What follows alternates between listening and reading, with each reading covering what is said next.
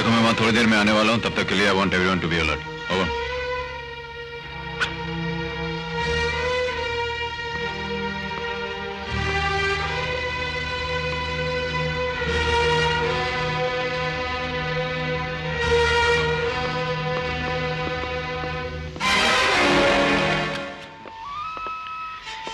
आप जरा यहीं रुकिए।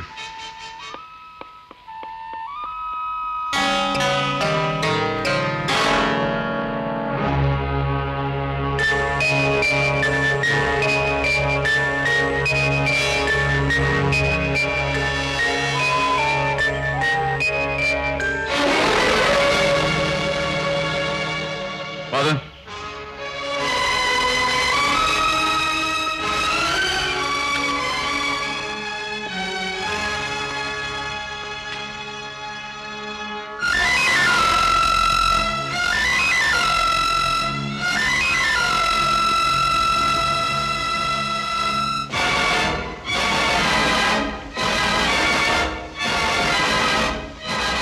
Father,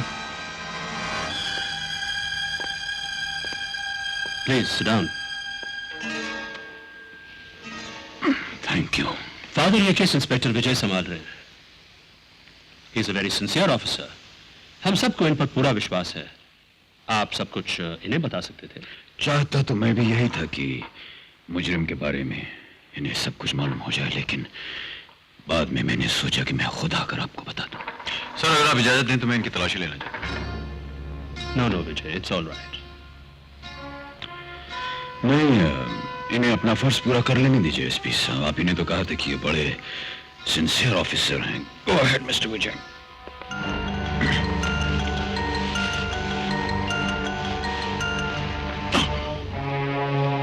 ये पट्टी कैसे फादर?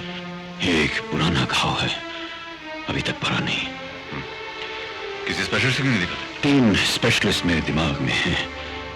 आज बड़ी मुश्किल से पहले स्पेशलिस्ट से अपॉइंटमेंट मिली है। Thank you father. Excuse sir, सुबह डीआईजी साहब के ऑफिस से एक फाइल आई थी। ये आपने देख ली? हाँ, देखी है। Thank you sir. हाँ, अब बताइए फादर, ये मुजरिम कौन है? वो किन 3 लोगों को मारना चाहता है? किस जगह पर मारना चाहता है और क्यों मारना चाहता है? साहब, सुनाने में बहुत वक्त लगेगा, इसलिए उस मुजरिम के बारे में सारी बातें मैंने इस कागज पे लिख दी हैं। आप इसे पढ़ लीजिए।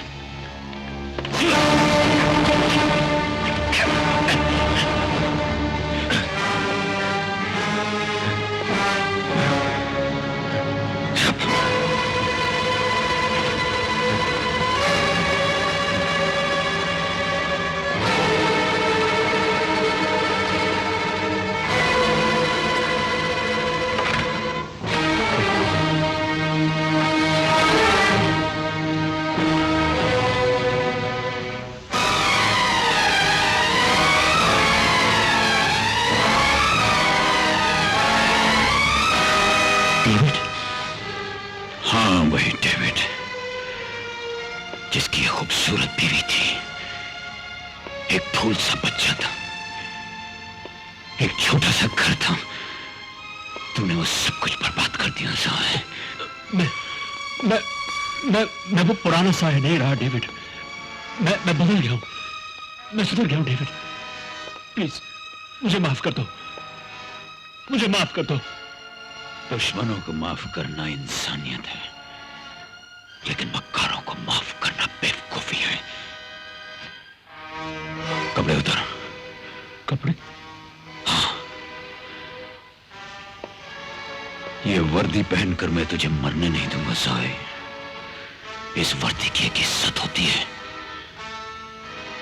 इसमें तेरा खून लगेगा तो इसका अपमान होगा। Now come on। देखो मैं वहां थोड़ी देर में आने वाला हूं, तब तक के लिए I want everyone to be alert. Over.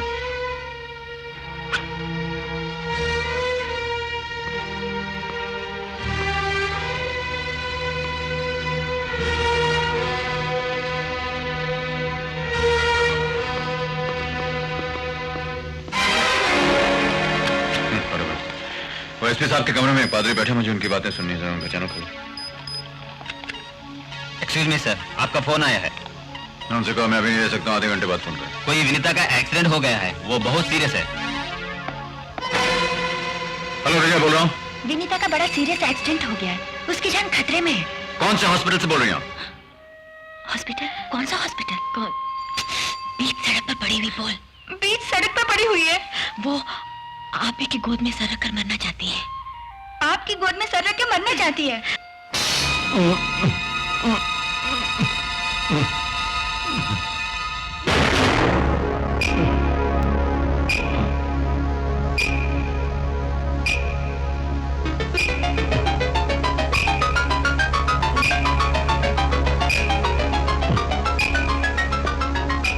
करो तुम। हाँ चैनल खोलो।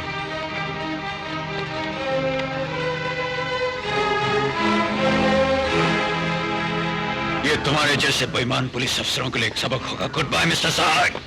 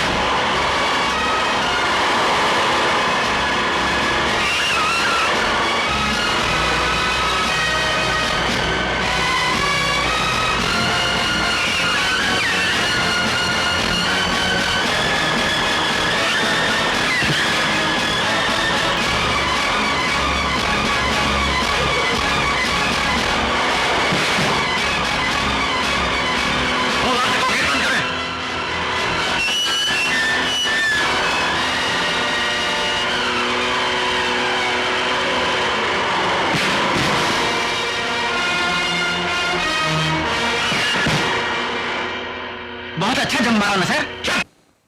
विजय, अब तक मुझे तुम पर कितना अभिमान था।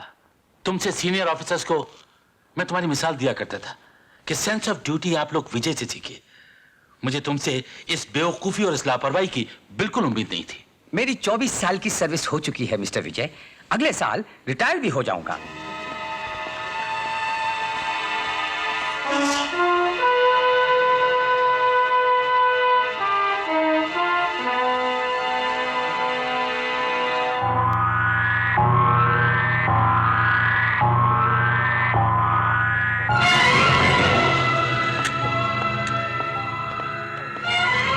Good morning doctor. Good morning. Yes. हाँ, ये बहुत लंबी चौड़ी लिस्ट है, इतने पेशेंट मैं नहीं देख सकता। 2-3 जो जरूरी है उन्हें अंदर भेज दो। ओके। सुनिए, आप आइए।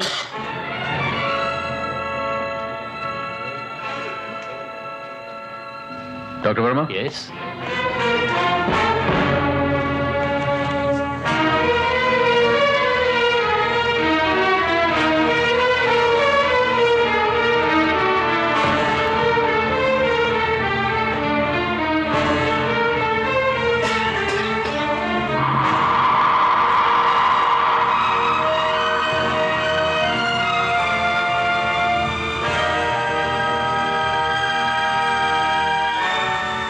देखिए मैडम, आप डीआईजी की बेटी होंगी, मुझको इससे कुछ मतलब नहीं। आप गाड़ी यहाँ नहीं खड़ी कर सकती। गाड़ी ले जाकर आप पीछे खड़ी कीजिए।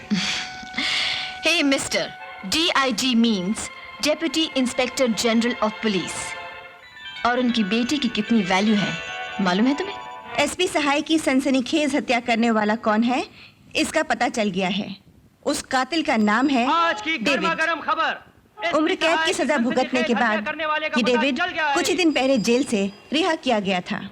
पुलिस का ख्याल है कि डेविड का अगला शिकार डॉक्टर वर्मा हो सकते हैं, इसलिए उन्हें पुलिस संरक्षण में किसी गुप्त स्थान पर रखा गया है। क्यों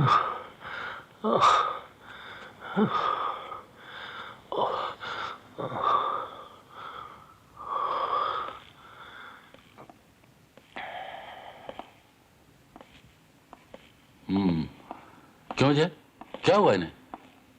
सर, जैसे मैंने इन्हें बताया कि शायद डेविड का अगला निशाना ये हो सकते हैं, हिफाजत से रहना चाहिए, बेहोश हो गए। इसलिए मैंने सोचा कि इंस्पेक्टर विजय, डीआईजी साहब से कोई बात करना चाहता है और अपना नाम डेविड बता रहा है। डेविड? सर, वो डेविड आपसे बात करना चाहता है। वो खूनी। मैं बात करूं सर? ओके। हाँ इंस्पेक्टर पांडे। Yes sir. इस कॉल को ट्रेस करो, पता करो ये कहां से आया। Okay sir. हाँ, put the call through please. Hello, मैं डीआईजी बोल रहा हूं। हेलो, मैं डीआईजी बोल रहा हूं। उस दिन दहाड़े जब मैं पहला कत्ल करने एसपी सहाय के ऑफिस आया था, तो तुम मुझे बड़ी हिफाजत के साथ उनके पास ले गए थे। उस शकलमंदी के लिए डिपार्टमेंट ने तुम्हें इतनी जल्दी डीआईजी बना दिया मिस्टर विजय? ये क्या बक रहे हो तुम? यही बात तो मुझे तुमसे कहनी चाहिए थी। डीआईजी को फोन दो। क्या बात है? सर, उसने मेरी आवाज पहचान ली, वो सिर्फ आपसे बात करना चाहता है। हेलो, हाँ बोलो, क्या कहना चाहते हो? हाँ हाँ हाँ। कॉल ट्रेस करने के लिए तो मैंने इंस्पेक्टर पांडे को भेज दिया, लेकिन अभी भी जब मैं फोन पर बात कर रहा था तो मुझे लोकल ट्रेन और गिरजे की घंटे की आवाजें सुनाई दी। आप ऐसा कीजिए, अपने आदमी को लेकर के रेलवे लाइन के आसपास जितने भी गिरजे घर हैं वहां उसकी तलाश कीजिए। Okay sir. Shut up!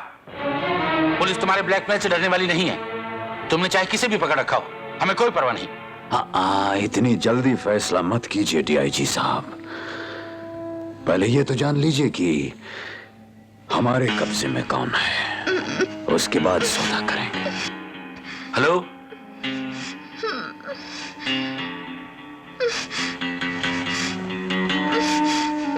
Hello,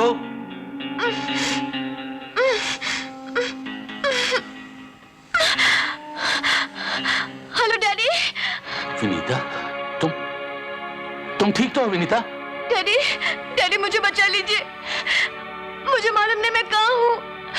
इस आदमी को देखकर मुझे बहुत डर लग रहा है। ये मुझे मार डालेगा।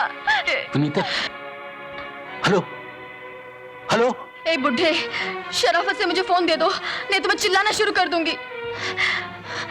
बचाओ! बचाओ! बचाओ!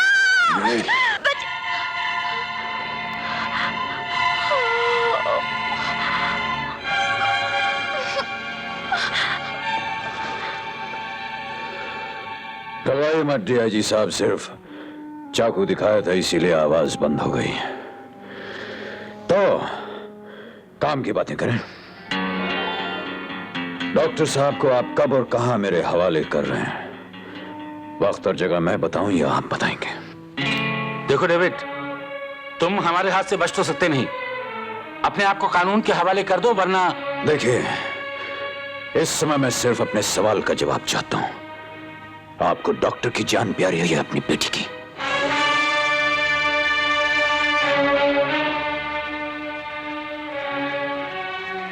पुलिस वाले रिश्ते, नाते, प्यार, ममता की परवाह नहीं करते डेविड।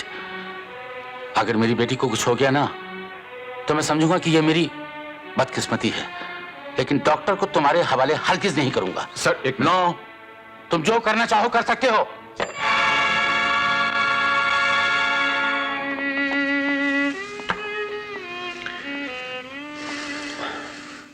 एक्सक्यूज मी सर, आपने थोड़ी सी जल्दबाजी कर दी सर। हमें एक चांस लेना चाहिए था सर। ये तो मालूम कर लेना चाहिए था कि वो डॉक्टर को किस जगह ले जाने के लिए कहने वाला है।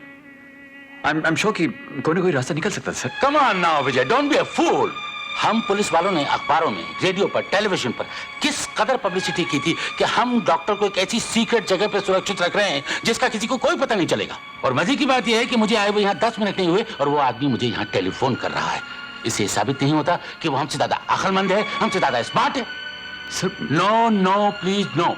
मैं आप लोगों पे भरोसा करके एक आदमी की जान को खतरे में नहीं डाल सकता, चाहे उसके लिए मुझे अपनी बेटी की कुर्बानी क्यों ना देनी पड़े। 9 बजे। सर प्लीज मुझे फोन लेने दीजिए। मैं नहीं चाहता कि विनीता की वजह से तुम कोई समझौता मैं करो। कोई समझौता नहीं करने जा रहा हूं सर, मैं केवल एक पुलिस ऑफिसर के नाते अपना फर्ज अदा करने जा रहा हूं। Please let me handle the case. या पूरे थ्रू। डेविड, हम डॉक्टर को तुम्हारे हवाले करने के लिए तैयार हैं, लेकिन हमें कल सुबह तक का वक्त चाहिए। क्यों, आज का दिन अच्छा नहीं है क्या? मिस्टर विजय,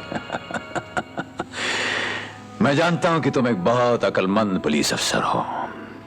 मुझसे बात करते वक्त फोन पर तुमने लोकल ट्रेन की आवाज सुनी होगी और अपने आदमियों को मुझे पकड़ने के लिए रेलवे लाइन के आसपास भेज दिया होगा। तुम बेवकूफ हो, क्योंकि उस ट्रेन का ड्राइवर मैं था। लो, फिर से ट्रेन चलाता हूं, सुनो।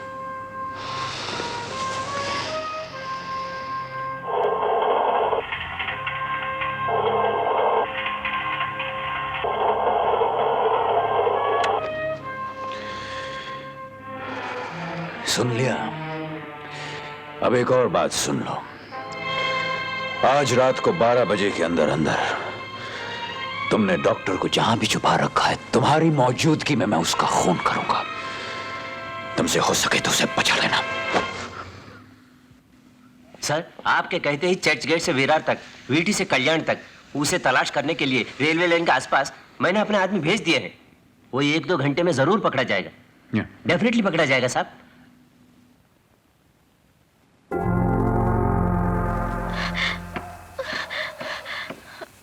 सुनिए, देखिए, आप तो वृद्धावस्था में पहुंच गए हैं। आपने तो जिंदगी में सब कुछ देख लिया, लेकिन मैं तो अभी बच्ची हूँ, जिंदगी में कुछ नहीं देखा। मुझे शादी करनी है, सौगात देखनी है, 10-12 बच्चों की माँ बनना है। प्लीज मुझे छोड़ दीजिए।